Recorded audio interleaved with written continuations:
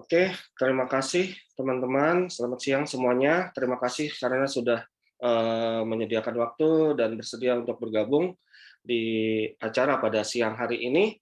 Pada siang hari ini kita akan mengadakan knowledge sharing terkait dengan bagaimana kita bisa melakukan testing terhadap API web service dengan menggunakan tools yang biasa kita kenal namanya itu Postman gitu.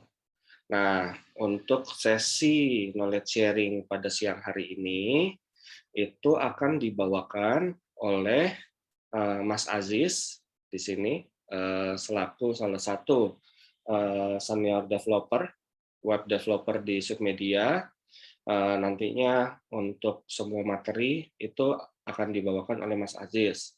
Dan pada sesi siang hari ini itu juga nanti akan ada sesi khusus untuk demo ya. Jadi tidak hanya teori saja yang akan disampaikan, tapi juga sampai dengan demo gitu. Untuk waktunya itu kita estimasikan ya kurang lebih sekitar 2 jam. Ya, waktu dan tempat saya persilakan. Silakan Aziz. Oke, kepada Mas Rican, makasih atas ininya jamuannya. Oke, sebelumnya untuk teman-teman juga makasih udah menyempatkan waktunya di siang kali ini. Mungkin saya akan bahas tentang ini ya, mungkin introduction API itu apa, sama apa ya istilahnya, sama Postman itu apa. Nanti mungkin kita akan banyak-banyak bicara juga sih tentang Postman sama API. Nanti saya share screen dulu ya. Oke, jadi untuk pembahasan kali ini kita akan bahas, jadi kita kenalan dulu tentang API-nya itu apa, terus sama nanti kita cara pakai tes API-nya itu pakai Postman. Nanti kita bahas sedikit sedikit apa sih itu nanti. Oke, next. Oke, nah ini pembahasannya nanti, jadi pembahasan kita hari ini jadi ada apa itu API, lalu nanti kita pakainya RESTful API ya, karena sistem kita pakainya RESTful API, lalu nanti kita belajar HTTP method yang dipakai di REST API itu apa aja, lalu ada REST API, nanti URL struktur yang dimana nanti si URL struktur yang dibangun itu ini pakai Laravel, jadi nanti bakal mungkin teman-teman bakal kenal kayak gimana sih struktur URL di Laravel seperti apa gitu. Lalu nanti kita belajar HTTP response code-nya kayak gimana, nanti lalu belajar tentang API authentication methodnya kayak gimana, lalu nanti terakhir kita bakal demo sambil nanti kita diskusi bareng-bareng aja ya. Oke, next. Jadi pertama itu misal apa itu API. Nah, di sini biar apa ya gambarannya tuh, jadi menurut penjelasan tuh disebutnya itu apa ya singkatan, merupakan kepanjangan dari application programming interface. Jadi apa sih API? Jadi API itu merupakan sebuah apa ya software interface yang dimana dari dua aplikasi ini dapat apa ya saling berinteraksi satu sama lain tanpa adanya user intervensi. Jadi API itu bisa disebut sebuah apa ya collection apa ya sebuah software function sama prosedur. Jadi simpelnya tuh API merupakan sebuah kode software yang dimana bisa diakses ataupun dieksekut. Jadi diakses tuh kayak gimana dan dieksekut seperti apa kayak gitu.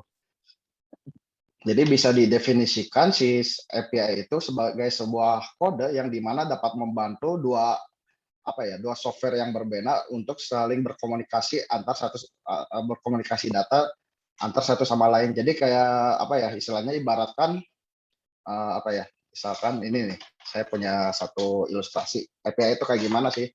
Nah ini ibaratkan ini database lah istilah atau mungkin server. Ini anggap aja backend. Nah di sini tuh misalkan kita transfer data ke laptop. Nah ini, nah penghubung si API itu pakai apa? Nah ini biasanya dihubungkan menggunakan API. Nah si API itu ibaratkan si kabel datanya. Itu sih ilustrasi yang lebih simpelnya. Nah di sini juga ada ilustrasi apa ya umumnya di sini kan ada web apps, ada mobile apps, lalu ada juga TV dan lain-lain. Nah di sini juga bisa apa ya kelihatan gitu saling interaksi datanya itu kayak gimana antar device. Misalkan dari web dia transfer ke mobile atau mobile kayak gimana. Nah ini tuh API itu sebagai penghubung, dan API itu bisa menghubungkan API lain juga gitu. Misalkan kayak third party atau dan lain-lain. Nah ini lebih apa ya advance-nya. Jadi simpelnya tuh bisa kalau di kita berarti si API ini bisa connect ke aplikasi web dan aplikasi mobile kayak gitu sih. Lalu apa ya, RESTful API. Nah, di sini dijelaskan juga si REST API ini ada sebuah apa ya, si application programming interface atau web API yang di mana conformnya tuh constraint terhadap REST architectural style dan apa ya dapat melalui untuk saling berinteraksi antar RESTful web service. Jadi intinya apa ya, si REST standar ini nanti mungkin kita bakal dijelaskan kayak gimana sih standar di REST API itu. Standar untuk merepresentasikan state transfer dan dibuat istilahnya tuh sama apa ya, sama seorang computer scientist bernama Roy Fielding. Nah ini tuh diciptakan si REST API itu sama si Roy Fielding kayak gitu. Terus kenapa sih RESTful API itu sangat penting? Karena si REST ini apa ya, most logical, efisien, dan widespread standar di semua version API untuk internet service. Jadi simpelnya tuh si REST ini dapat apa ya, berinteraksi antara sistem menggunakan HTTP antar data dan menggenerate sebuah operasi dan bisa apa ya, misalnya memberikan beberapa format seperti XML sama JSON. Nah, biasanya untuk API kebanyakan yang dipakai itu pakai JSON. Nanti kita bakal lihat contohnya kayak gimana nanti. Lalu next. Nah, ini gambaran arsitek apa ya, misalnya implementasi API secara general. Mungkin kalau zaman dulu ya, mungkin development pada umumnya.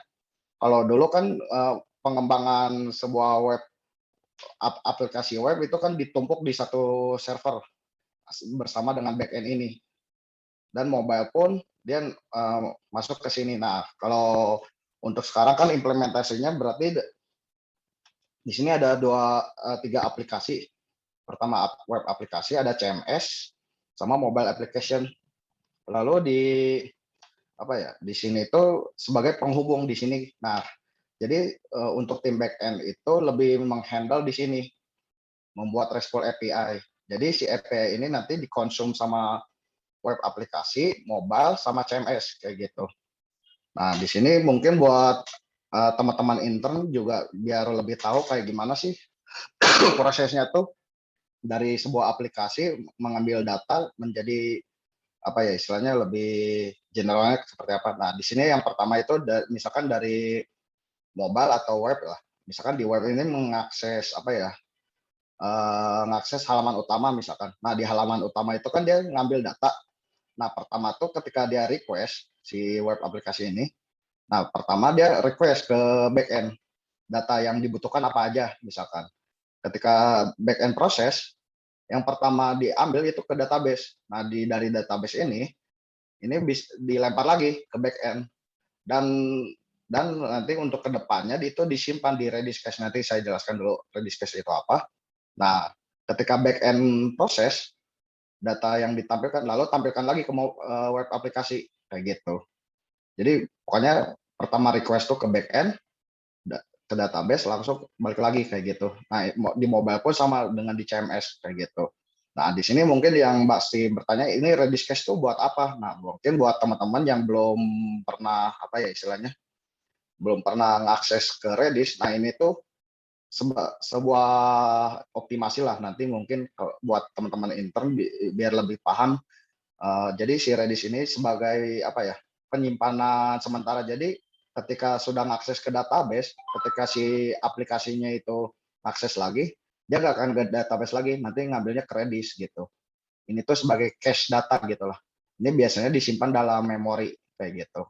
Nah, ini sebenarnya biar lebih apa ya, gambaran umumnya aja gitu di kita tuh kayak gimana sih pengembangan sebuah aplikasi itu. Nah, intinya sih seperti itu gitu. Oke, mungkin next. Nah, mungkin ini ada beberapa metode yang istilahnya yang mungkin teman-teman apa ya, back end atau front end sering pakai gitu ya, atau tim mobile pun sering pakai juga. Di sini tuh ada get, post, ada put atau patch, dan ada delete. Nah, bedanya apa sih? Nah, kalau untuk get di sini dijelaskan get a representation of target resource state. Jadi ini maksudnya tuh ketika get ini biasanya untuk mengambil sebuah data atau mengakses sebuah data. Jadi intinya si get ini biasanya lebih untuk menampilkan data apa aja sih yang diperlukan untuk membuat apa ya, untuk menampilkan ke sebuah aplikasinya itu seperti apa kayak gitu. Nah, itu biasanya menggunakan metode get. Lalu ada post. Nah, kalau post ini dijelaskan dia apa ya? Dia ketika ke target resource diproses dan merepresentasikan enclose dari in the request biasanya untuk apa ya? Menyimpan data ataupun memproses sebuah data biasanya menggunakan post dan disimpan ke dalam satu database. Nah, ini biasanya menggunakan metode post. Nah, di sini juga ada metode put sama atau patch. Ini sebenarnya apa ya, lebih mirip sih sama metode post, cuman bedanya untuk put atau patch ini, nah ketika target resource-nya itu didefinisikan, nah ini tuh biasanya untuk mengupdate suatu data, biasanya dipakainya put atau patch. Bedanya sama post, kalau post itu biasanya untuk nge-create atau membuat atau memproses sebuah data gitu. Kalau untuk put atau patch biasanya untuk ngupdate data. Lalu ada metode delete. Nah, metode delete ini fungsinya untuk mendelete data intinya. Dia targetkan di resource-nya di delete data apa sih biasanya, nanti kita akan jelaskan kayak gimana sih cara penggunaan get, post, put, patch ini. Nanti kita akan apa ya, dijelaskan lebih detail lagi. Nah, di sini juga ada komponen REST API request. Jadi ini udah pasti strukturnya udah pasti sama semuanya. Di sini yang pertama itu ada endpoint. Nah, endpoint itu apa? Nah, biasanya endpoint itu berupa URL yang dimana URL-nya itu nanti didefinisikan biasanya untuk update data post misalkan, atau update data apa, biasanya pakai apa ya, API slash apa kayak gitu. Nah, ini biasanya pakai endpoint. Lalu ada URL parameter. Nah, ini URL parameter itu fungsinya biasanya nanti untuk apa ya, searching data atau misalkan untuk pagination. Nah, biasanya menggunakan URL parameter. Ini udah pasti ada. Lalu di sini ada header. Nah, di sini header biasanya fungsinya buat apa sih?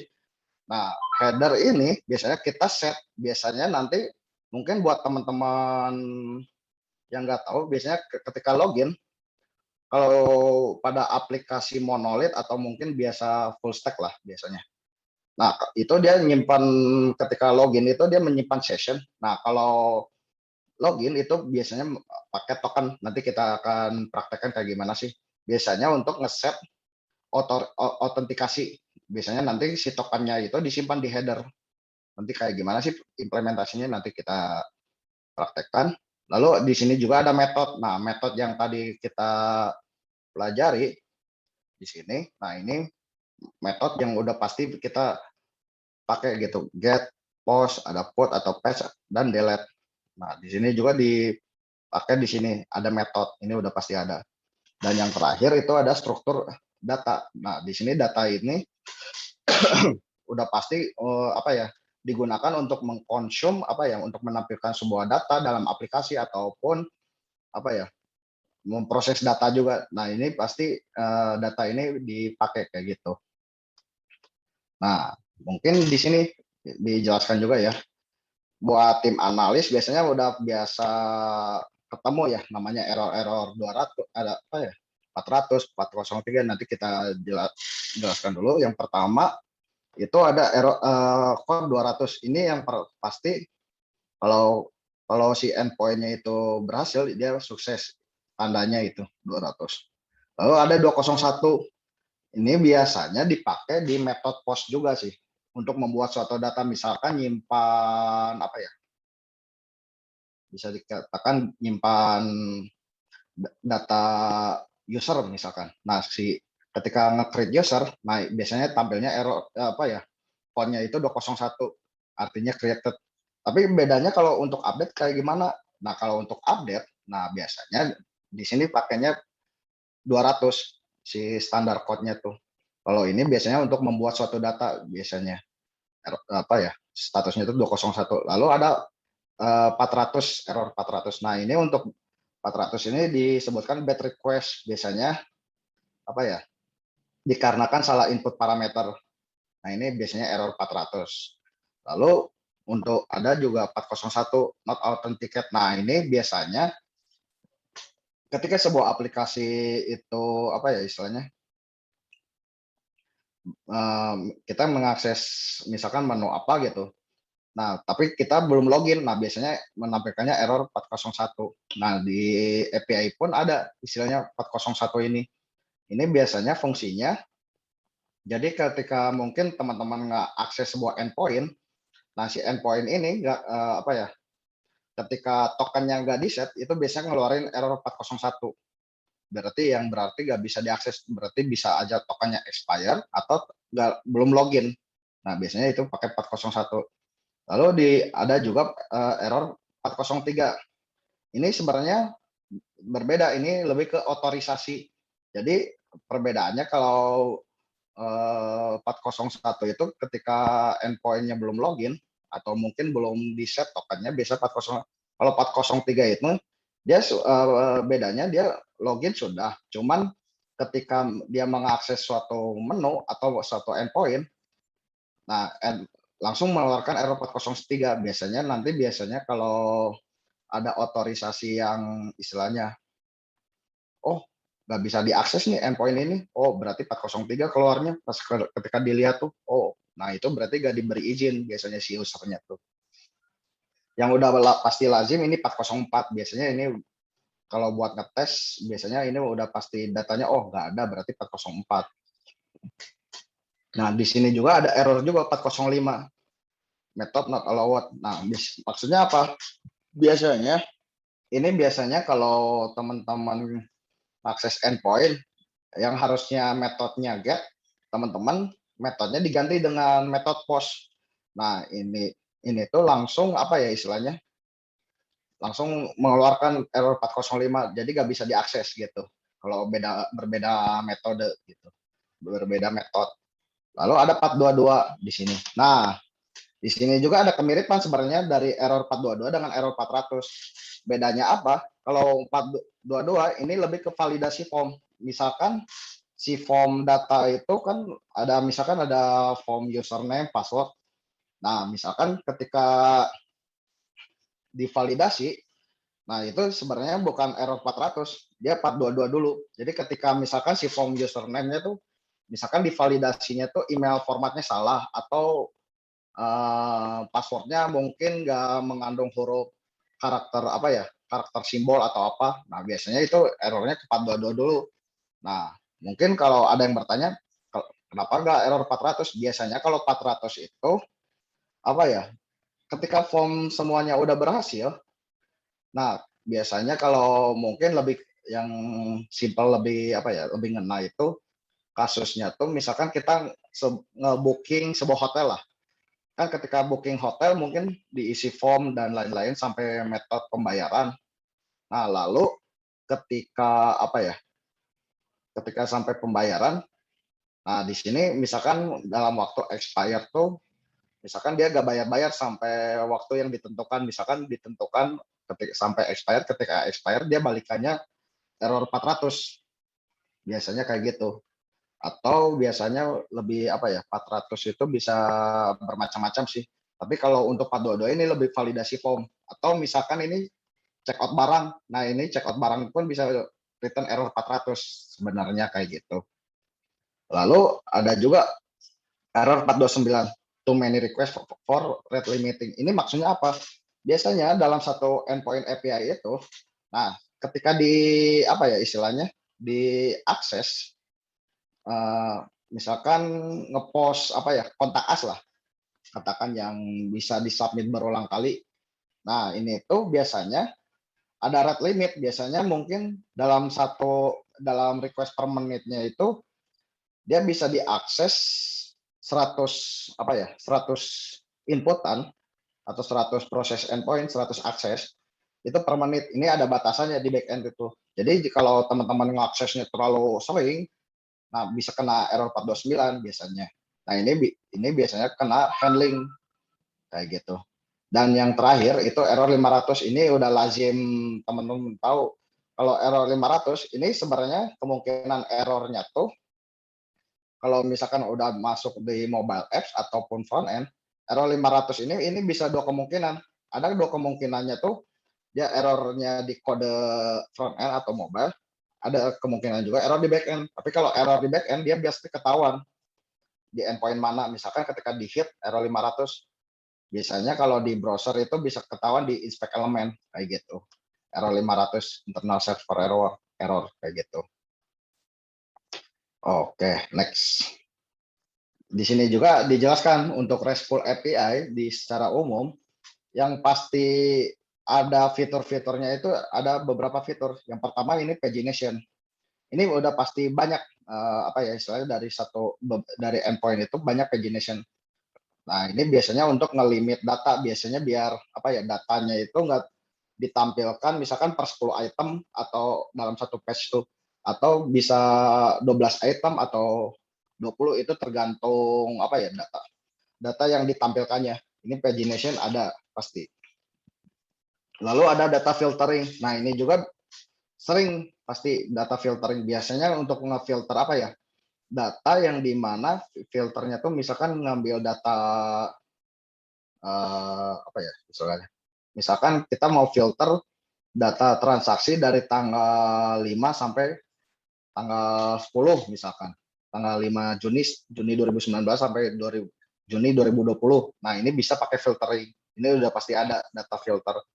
Lalu ada data sorting. Nah, ini biasanya untuk ngurutin data. Ini juga data ini biasanya bisa disorting berdasarkan field tertentu. Ini bisa pakai sorting, data sorting. Lalu ada linking related data.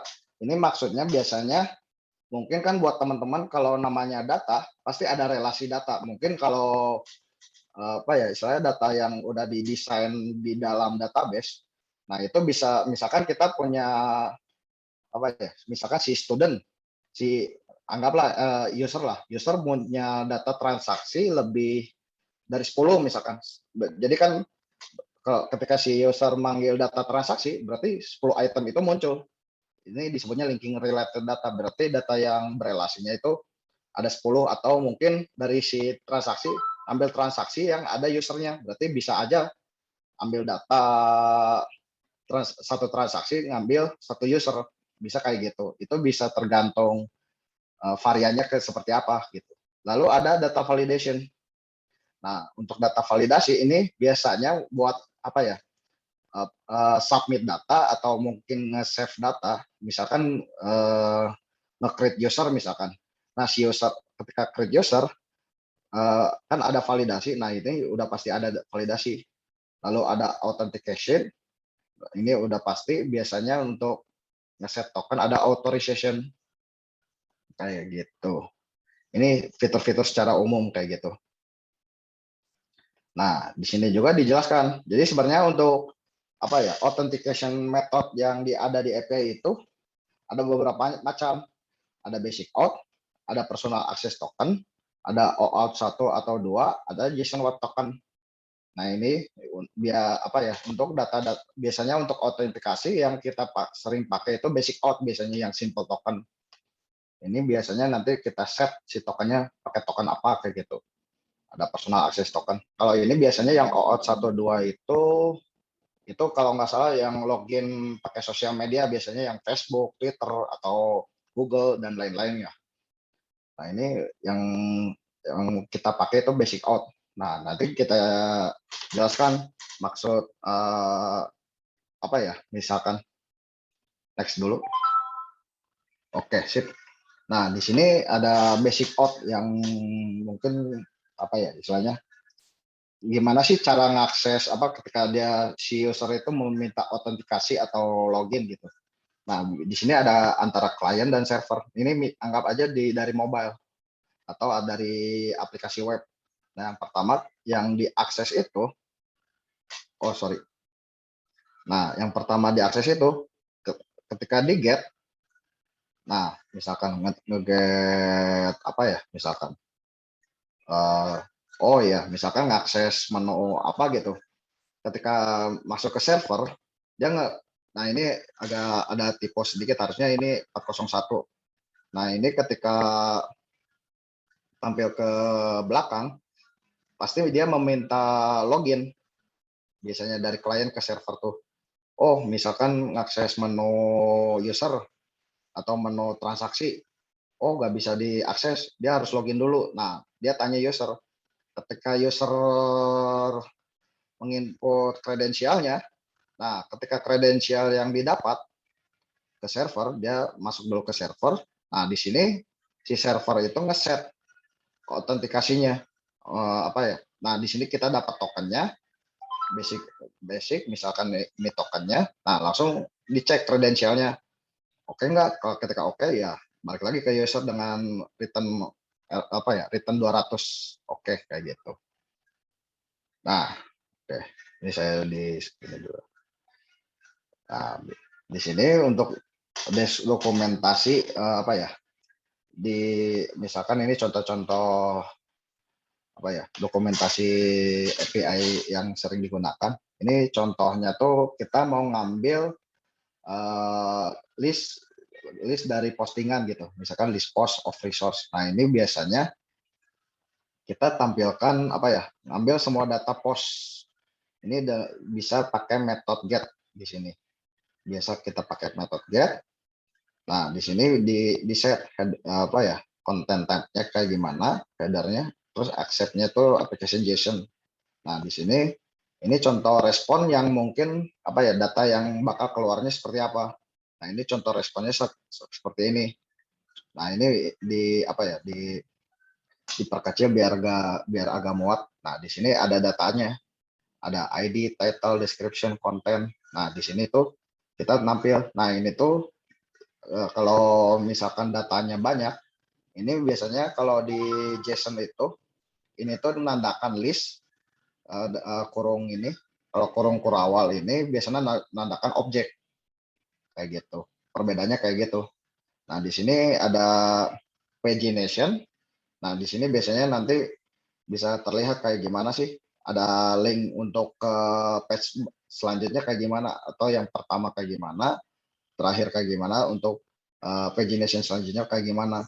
Nah, ini biasanya pakai pagination. Nah, ini contoh-contohnya kayak gini untuk pakai pagination itu. Lalu next dulu. Nah, ini ada contoh apa ya, struktur API yang dimana si size-nya tuh bisa diperkecil. Nah, ini bisa pakai, kalau di Laravel ini pakainya ini untuk mengatur sebuah item yang perlu tampil dalam pagination itu.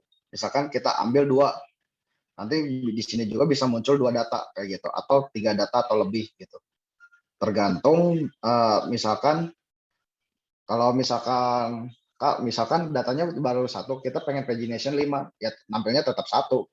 Cuman ketika nanti datanya lebih dari 5, ya berarti cuman ke size yang ditampilkan itu terlimit 5 kayak gitu sih untuk pagination. Nah, ini pakai size kalau di kita tuh. Lalu next, pengen ngelempar ke specific page, misalkan pengen ke page 5 misalkan. Nah, ketika apa ya, di size misalkan ini bisa diatur juga sih, misalkan dalam satu pagination bisa per 3 item atau 4 item misalkan. Pengen ke number ke page selanjutnya itu bisa pakai page number. Nah, misalkan atau page 2 atau page 3. Kalau misalkan pagination-nya cuma sampai dibatas, misalkan cuma sampai 5, misalkan aku pengen sampai page 6, masih bisa, cuman nanti datanya kosong, biasanya kayak gitu sih. Nah, ini contohnya penggunaannya kayak gitu. Lalu ada filter juga. Nah, di sini filter bisa difilter berdasarkan field yang ada di sini. Misalkan filter data, pengen nampilkan data yang si numbernya itu 1, 2, 3, nanti muncul datanya semuanya 1, 2, 3. Ini tergantung filternya bisa di custom atau enggak filternya tuh berdasarkan range date. Nah, itu juga bisa di apa ya istilahnya, bisa ditampilkan juga date dari kapan sampai kapan kayak gitu. Nah, ini biasanya ada filter. Nah, kayak gini biasanya endpoint yang dipakainya kayak gitu. Lalu next. Oke, nah di sini biasanya sort. Nah, kalau di Laravel, nah ini contohnya itu data yang di sort berdasarkan create add. Nah, kalau di Laravel ini bisa di sort kalau misalkan ingin descending itu pakai minus.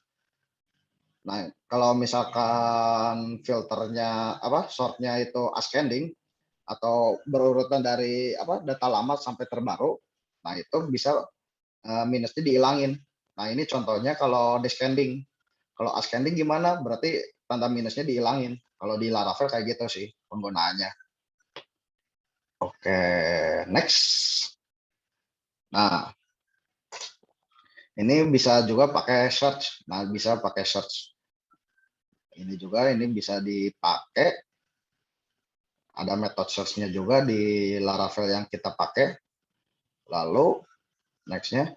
Nah, di sini juga di uniknya pakai di Laravel itu si apa ya data yang ditampilkannya itu bisa diselect berdasarkan field. Misalkan misalkan di contoh endpoint-nya di activities. Nah, misalkan di activities itu kan datanya biasanya banyak. Nah, saya pengen diselect datanya yang menurut aku tuh penting. Misalkan bisa dipakai fields activities. Nah, ini contohnya kayak gini. Atau misalkan ini entity-nya tuh produk. Di sininya field-nya produk misalkan. Si endpoint-nya itu apa. Nanti bisa di field berdasarkan field-field yang kita inginkan. Ini contohnya kita ambil activity ID, event ID, sama activity description kayak gitu. Nah, ini bisa apa ya? Bisa di field berdasarkan field-field tertentu kayak gitu. Ini URL-nya kayak gini. Next. Nah, di sini juga bisa include relasi data. Nah, ini contohnya itu ada di data, misalkan ini di project yang pernah saya kerjakan itu di student point. Jadi si student itu kan mendapat apa ya list point yang didapatkan oleh dia itu seperti apa. Nah, misalkan dia ingin mengambil data student, nah relasinya dia ngambil pakai include ini. Nah, berarti dia include ngambil data student. Nah, ini contohnya kayak gini. Nah, di sini ini sebenarnya default bawaan dalam satu table student point-nya kayak gimana, data yang ditampilkannya tuh. Lalu di sini juga ada apa ya istilahnya tuh. Nah, ini kita pengen ngambil relasinya.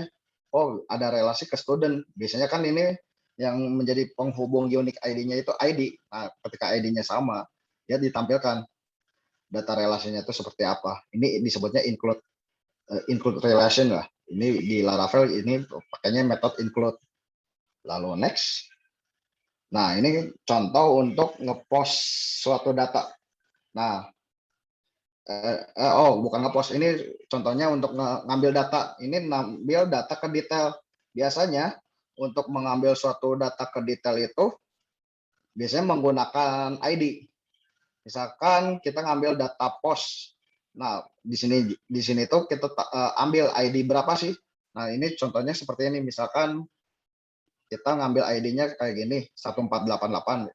Ini juga bisa diambil 1488 kayak gitu. Nah, ini tuh bisa keambil datanya. Tapi kalau misalkan ID-nya nggak ada, Kak, gimana? Nanti biasanya di return di sini 404 not found kayak gitu. Ini pakainya metode get biasanya untuk ngambil ke detail. Nah, ini ngambilnya list. Nah, contohnya kayak gini, ini list.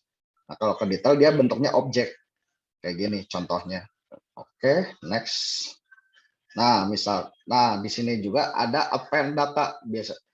Append data itu di Laravel fungsinya buat apa sih? Biasanya fungsinya dia mengambil data-data yang tidak ada di apa ya di entity tersebut. Misalkan ini contohnya di student point juga. Saya pengen ngambil data ke detail, ngambil data gambar sertifikat, gambar achievement dokumen, sama letter of assignment. Nah, ini contohnya tuh jadi apa ya digunakan untuk ngambil field apa ya field custom lah yang dimana nantinya tuh bisa di append di sini. Jadi misalkan dia student point detailnya apa objeknya. Lalu di sini juga ada append atributnya yang ditampilkan apa aja. Di sini bisa saya ambilnya itu sertifikat sampai sini. Ini pakai separator apa ya, koma. Nah, contohnya kayak gini.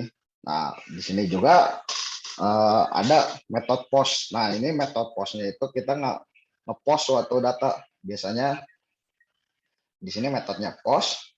Nah, untuk nge-post dia, nah ini, jadi ketika headernya di set, ini ada content type, ada accept, ada authorization, pakai mirror token. Nah, ini pakai mirror. Nah, di sini nanti si tokennya di replace pakai token yang diambil dari login. Nah, ini body param, disebutnya body param. Ini ada title yang diisinya itu deskripsinya apa, kontennya seperti apa, lalu ambil kategorinya apa, lalu ini publish. Nanti ini biasanya kalau udah masuk aplikasi bisa kelihatan post kategori ID, biasanya ini ngambil ke list lagi kayak gitu. Ini contohnya. Nah, untuk ngepost itu pakai put. Nah, kalau put ini biasanya nanti dia ambil ini sama endpointnya sama kayak get ke detail pakai ID. Tapi bedanya kalau ini pakainya metodenya put.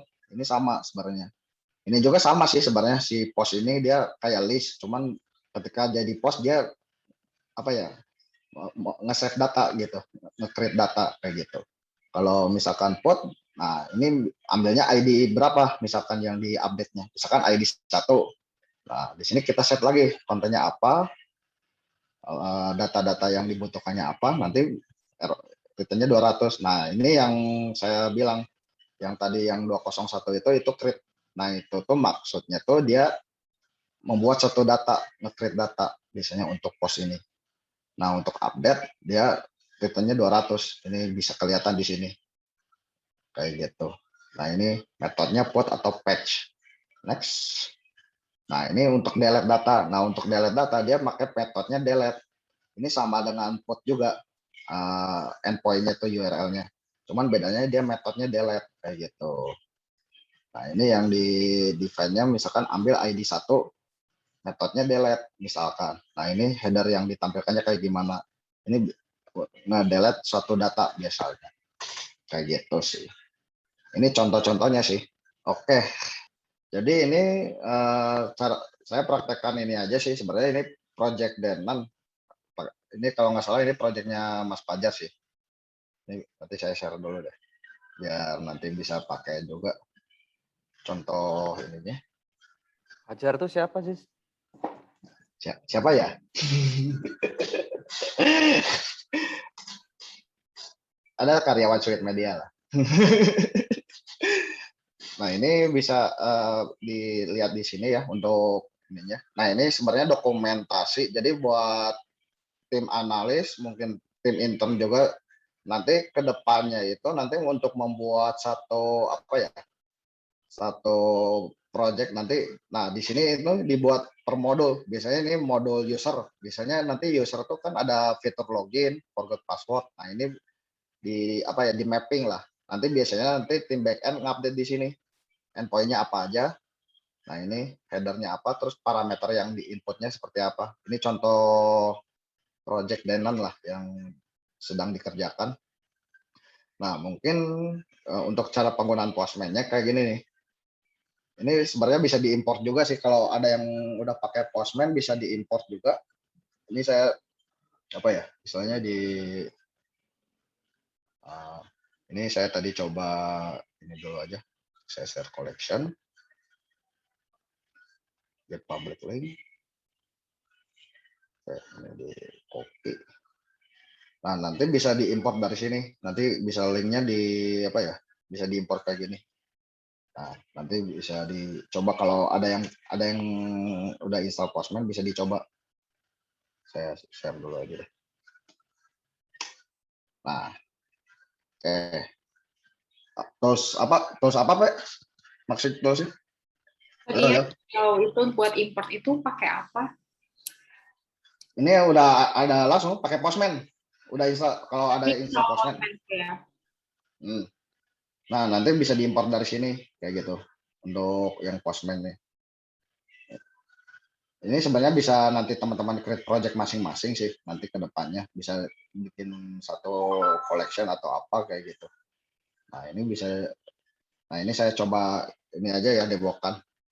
Yang pertama saya pakai fitur apa ya di sini. Oh, ini saya mau ngetes login misalkan. Kan di sini ada apa ya? Email, password, remember token dan lain-lain. Nah, nanti ketika login, oke, misalkan contoh.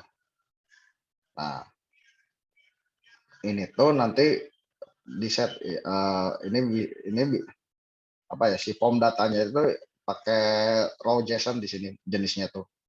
Nah, pertama nanti buat satu endpoint. Nah, ini metodenya itu post metode yang digunakannya.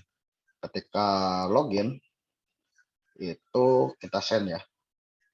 Kalau misalkan salah password dulu ya, biar ketahuan. 1 2 3 4 5 6 misalkan. Set. Sorry. Environment-nya. Nah, ini juga buat teman-teman analis bisa pakai ini environment. Pakai Danone environment. Nah, cara buatnya ini bisa nanti di sini. Bisa apa ya? Add environment baru misalkan. Bisa di set di sini sih nanti ke depannya. Nanti bisa dicoba-coba dulu aja. Nah, ini bisa kita coba endpoint-nya. Nah, di sini. Oh ya, buat teman-teman yang nggak tahu ini base URL datangnya dari mana? Ini dari environment. Ini bisa di set dulu di awal. Jadi si environment ini ada tools buat apa ya? Kayak base URL kayak gini nih. Nah, ini bisa di set di sini. Ini bisa diedit langsung kalau misalkan URL-nya berbeda. Terus di sini ada token, ada mirror juga di sini. Nah, nanti cara ngeset tokennya nanti saya kasih tahu. Oke, misalkan ini coba dulu ya login. Kita login dulu. Oke, nah di sini keluar. Cuman ini kenapa ya errornya 422 ini siapa sih yang ngedevelop? Nah, ini harusnya sih ini 401 harusnya unauthenticate. Cuman ini kenapa error 422? Cuman nggak apa-apa lah. Nah, di sini ini keadaan kalau salah biasanya ya anggap aja lah ini error validasi. Di sini keluarnya error 422. Ketika passwordnya benar, kita set. Oh ya, 1 2 3 4. Nah, ini ketika passwordnya benar. Ini harusnya error statusnya 200. Harusnya ini bukan created. Ini siapa sih projectnya? Harusnya.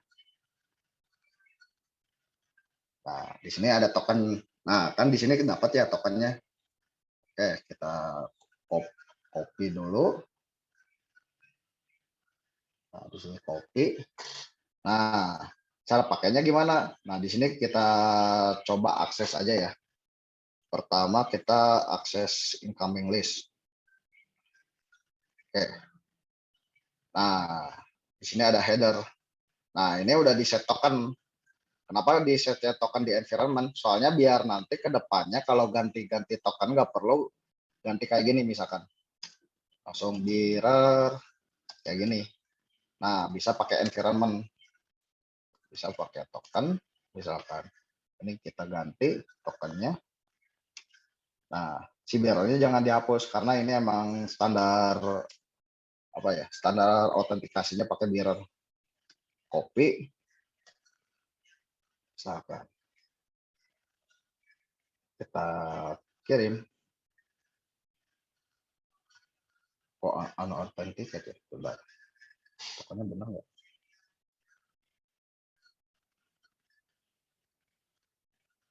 Copy misalkan.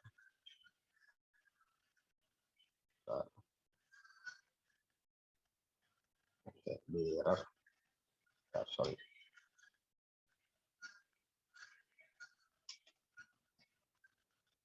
Udah benar sih harusnya. Oh, authenticate. Benar-benar. Nggak salah di authorization on Aziz. Oh, authorization-nya ya? Iya, di tab authorization kalau yang Denon.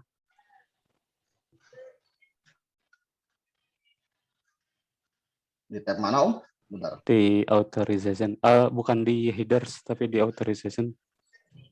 Masang tokennya coba. Bentar. Di headers ya authorization-nya. Di headers atau di mana? Di sebelah kirinya, authorization. Di sini. Di authorization yang paling F atas. yang nomor 2 dari kiri. Ya, sebelah kiri. Param, authorization. Di query param ya. bukan di Sebelah sebelah param. kanannya param itu ada authorization. Nah, sebelah kirinya. Ini. Menunya iya, Pak, iya. menu. Nah, pilihnya bearer. Bearer. Iya. Ini beda sama project yang itu, Pak. Pantesan. Soalnya tadi pagi saya pakai bisa. Kenapa jadi ke sini ya? Nah, headernya jangan dicentang. Headernya. Iya.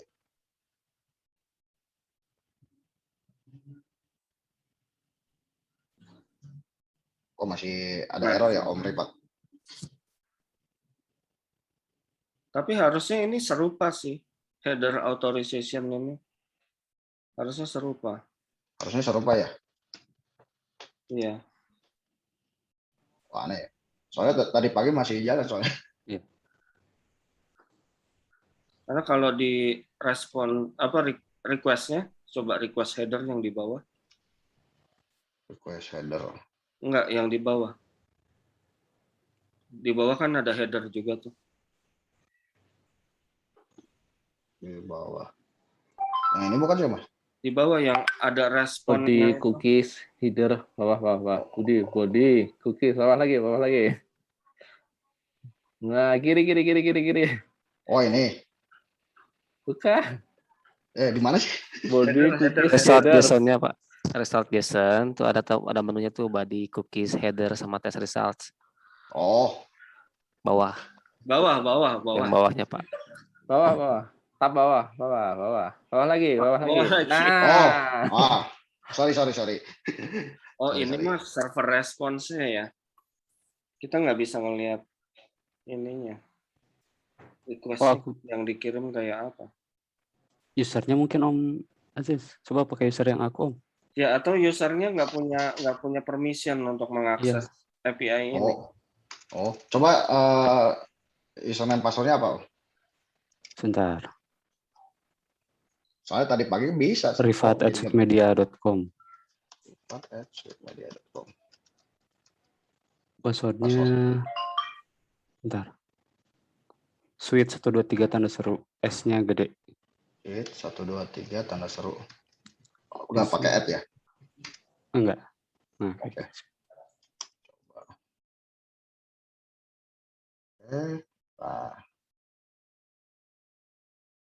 Oke, ini tokennya ambil.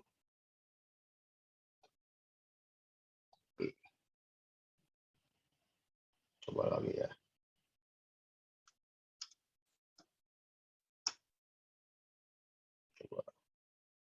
Masih. Headers-nya kalau aku kosong, cuma accept doang. Cuma accept doang kayaknya. Iya. Ini dihapus.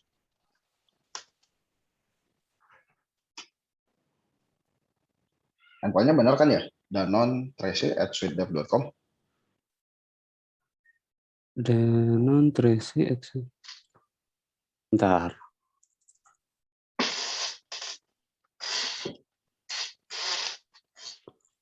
Danon.tracy. Iya betul. Kan bearer-nya dihapus mungkin Om. Enggak ya. Enggak usah. Atau pakai bearer di sini. Enggak sih, kalau aku ini biasa aja. Bisa ya. Coba API-nya profile dulu. Yang ini. Coba authorization-nya di sini.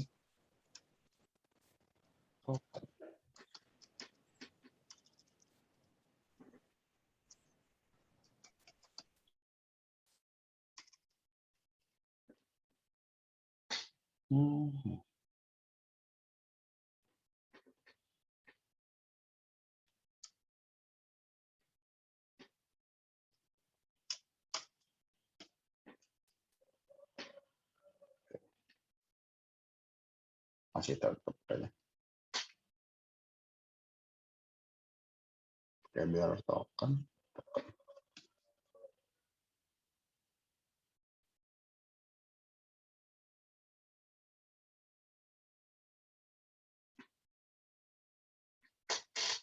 Masih tetap Om Ripat kayaknya. Coba di profile Om. Di aku juga ternyata incoming ini unauthenticated. Coba di profile ya. Ini profile pakai Ya, mirror. coba ganti endpoint.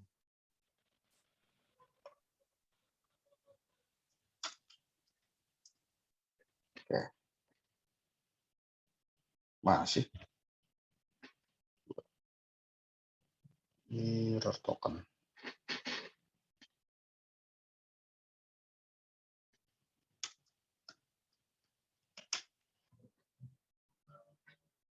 Coba relogin lagi Om. Mungkin ada yang nyoba juga ya. Jadi Ya. ininya tokennya kalau saya login langsung authenticated gitu. Tar.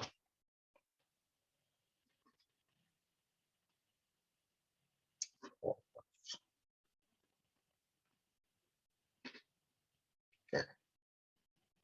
Mirror token.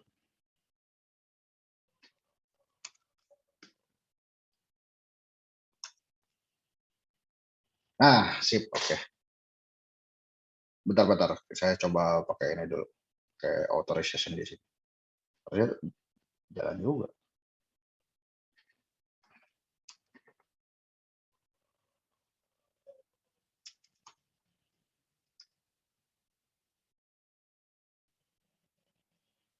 Oke, sip. Nah, thank you Om Repat. Oke, sip. Nah, ini contohnya aja.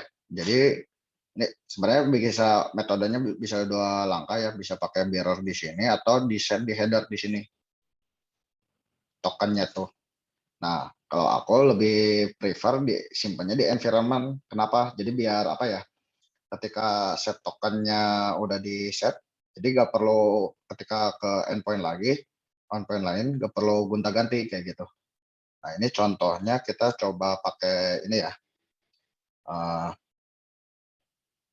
pakai patch. Misalkan ini ada patch berapa ya? Datanya tuh ini data incoming ya, yang di Project Danon. Ketika ambil datanya, ini kebetulan cuma satu patch, kita filter size-nya dulu ya. Misalkan per 3 item lah. Oke. Nah, di sini tampil 3 item kayak apa aja di sini. Di sini ada field apa aja, nanti bisa teman-teman cek di sini. Patch-nya kayak gimana. Oke. Nah, di sini bisa kelihatan. Nah, misalkan pengen ke patch selanjutnya, kan di sini ada last patch-nya patch 6 ya. Ini pengen coba ke next patch-nya tuh patch 2. Gimana caranya? Nah, bisa ke sini. Kita tinggal ganti ke patch 2. Nah, di sini bisa kelihatan. Kayak gitu. Ini bisa terlihat data-data yang digunakannya apa aja. Nah, lalu misalkan pengen sort data. Misalkan. Pengen di sort. Nah, ini bisa pakai create add misalkan. Nah, nanti mungkin analis bisa cek. Misalkan kalau ada data yang kurang berurut, di sort pakai misalkan di sortnya berdasarkan create add. Bener nggak sortingnya? Nah, di sini kan kelihatan 2021 0820. Nah, coba di data selanjutnya tanggal 20 jam 16. Tadi jam berapa? 16.51 lipat 4. Nah, bisa kelihatan di sini sortnya tuh. Maju. Kayak gitu. Nah, ini jam 17 kan. Misalkan ascending bisa. Nah, ini tinggal dihilangin. Atau sort by ID misalkan. Coba bisa ya.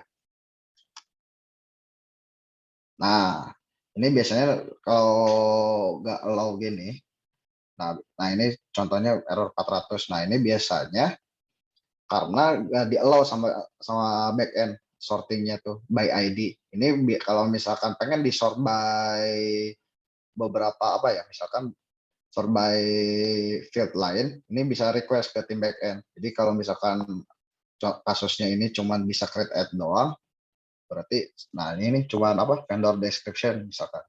Kita coba ya. Nah, kita sort by vendor description.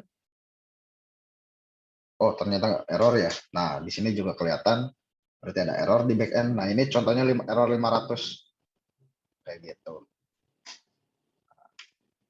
Coba pakai kita lagi atau misalkan pengen search, kita cek dulu ya. Nah, kita pengen search berdasarkan apa ya? Atau di sini aja deh. Kita coba pakai materialis. Nah, ini contohnya di apa ya? Endpoint materials. Nah, ini si materials ini nanti kita dicek apa aja sih datanya. Tipe, number, description. Nah, ketika di search, misalkan search-nya by canola misalkan. Search-nya canola.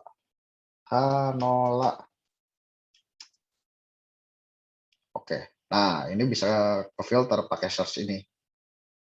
Atau bisa pakai filter name by field juga bisa sih harusnya. Cuman kalau pakai search ini bisa tergabung. Misalkan ada data yang berelasi harus di search, itu juga bisa. Itu nanti diminta request ke tim backend, biasanya kayak gitu. Ini bisa di filter. Nah, ini misalkan filter by apa ya? Ntar kita cek dulu di Postman, di material. Kita filter by materialis. Nah, bisa filter by number. Misalkan filter number. Oke. Filter number. Oke, ini endpoint-nya number sama description ya. Misalkan number, kita ini dulu, ancet dulu. Misalkan P1. Numbernya berapa ya? Kita filter by numbernya 333 ya. Kita contoh. Nah, ketika di filter si data material ini oleh numbernya 333. Misalkan. Ke filter nggak? Nah, ini kelihatan ke filter kayak gitu. Kayak gitu.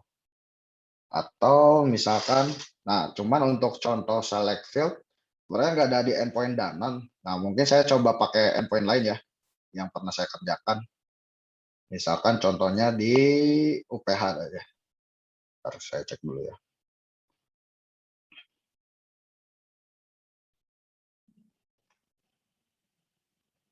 Oh, di ini student point coba. Point apps. Nah, ini yang pernah tadi saya demokan.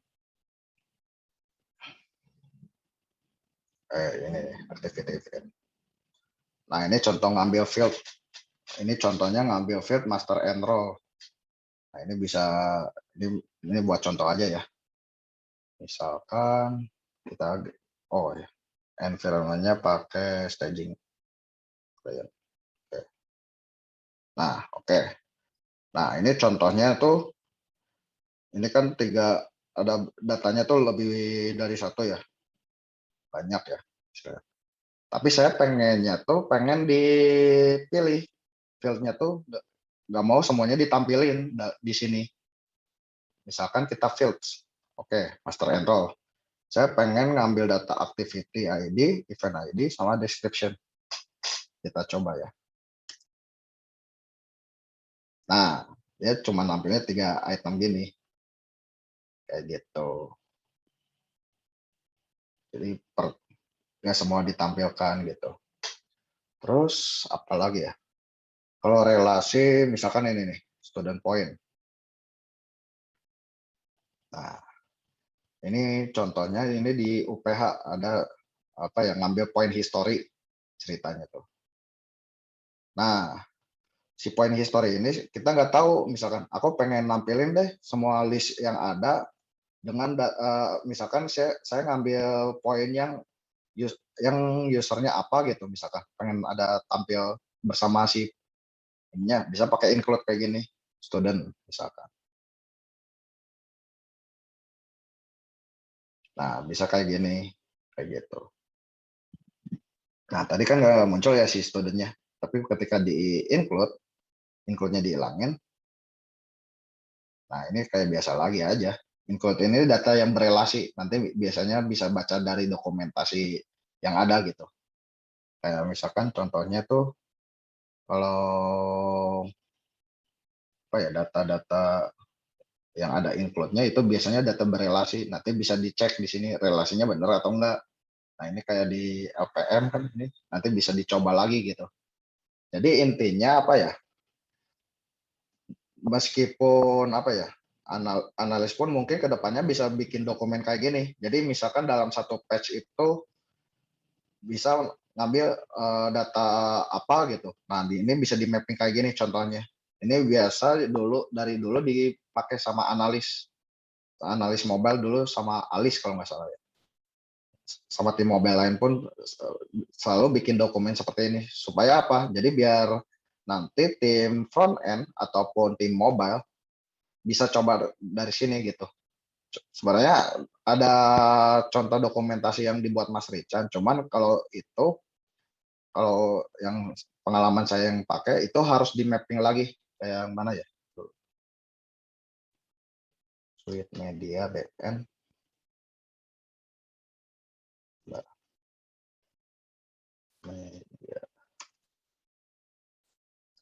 Media backend. Nah, backend suite.com. Nah, ini gitu ya.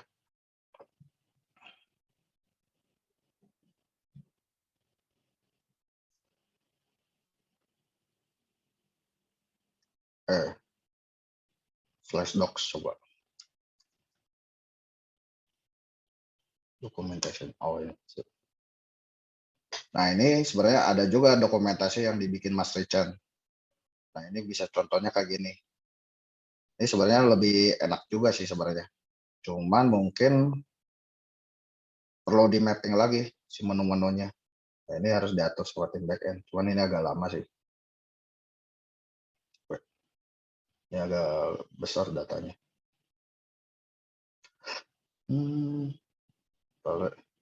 Nah, ini paling satu lagi aja. Nah, ini contoh append data. Nah, ini contohnya tuh mau kita tampilkannya tuh atribut sertifikat. Nah, biasanya pakai append. Nah, di Laravel tuh ada append data. Nah, ini. Nah, misalkan si append-nya nggak ditampilkan. Nah, nggak nampil datanya. Nah, ini kalau pakai append, nah ini nampil semua kayak gitu. Atau misalkan pengen nampilkannya sertifikat doang datanya tuh. Nah, ini bisa kayak gitu. Itu sih paling untuk demo kali ini. Oh ya, paling untuk put sama juga sih. Ini beda metode doang. Nah, ini kayak contohnya change password. Nah, ini bisa ini ganti dulu environment-nya ke. Nah, ini fungsinya pakai environment tuh. Jadi bisa ganti-ganti. Ini metodenya put. Misalkan ini tokennya. Om Repat ini nggak apa-apa diganti password? Boleh, boleh. Nggak apa-apa? Oke. Gak apa-apa, boleh. Saya buat testing sih. Oke. Nah, misalkan jadi suite media 1, 2. Tadi teh passwordnya suite 1, 2, 3 ya. Suite 1, 2, 3. Nah, ini metode put. Nah, ini bisa dicoba. Jadi suite media 1, 2, 3, 4. Kita cek ya. Oke. Nah, ini bisa keganti datanya. Oke. Nanti Om Repat diingat-ingat ya. Siap, siap. Oke. Siap. Nah, ini bisa. Nah, di sini 200. Nah, mungkin ada yang unik sebenarnya di PHP ini. Nah, mungkin buat teman-teman ini ngiranya metode post. Padahal sebenarnya mungkin ini tuh metodenya tuh put. Oh, kayak gini metodenya. Kenapa nggak di put kayak gini? Nah, ini biar menarik ya. Kalau misalkan kalau mau pakai metode put ini, nah bentuk datanya itu bukan raw JSON. Nah, kalau pakai put ini pakainya raw JSON. Nah, kalau misalkan pakai form data, nah ini metodenya harus di-embed kayak gini. Metode put. Nah, ini sebenarnya bukan post sebenarnya. Dia metodenya put. Cuman karena dia bentuknya form data, nah itu nggak bisa kalau misalkan pakai raw. Nah, apalagi ini ada upload gambar kayak gini. Nah, ini bisa update misalkan. Pakai screenshot aja deh. Nah, kita update. Nah, ini sebenarnya metodenya put bukan post. Nah, ini biar menarik juga sih. Karena kalau soalnya yang dulu pernah saya pakai, kalau misalkan pakai raw JSON itu nggak bisa embed upload file. Makanya pakainya form data bentuk formnya tuh. Tapi kalau datanya cuman field biasa, nggak ada upload file, nah ini bisa pakai raw JSON kayak gitu sih. Bedanya di situ aja sih, gitu. Sebenarnya itu sih yang didemokan. Terima kasih banyak Aziz atas penyampaian knowledge sharing-nya, materi yang disampaikan pada sore hari ini. Terima kasih banyak. Dan aku harap apa yang sudah disampaikan oleh Aziz pada siang dan sore hari ini itu bisa bermanfaat buat kita semua ya. Sekali lagi coba kita tepuk tangan dulu buat Aziz. Thank you, Aziz. Oke, makasih semuanya ya. Mohon maaf kalau masih banyak yang kurang-kurang lah.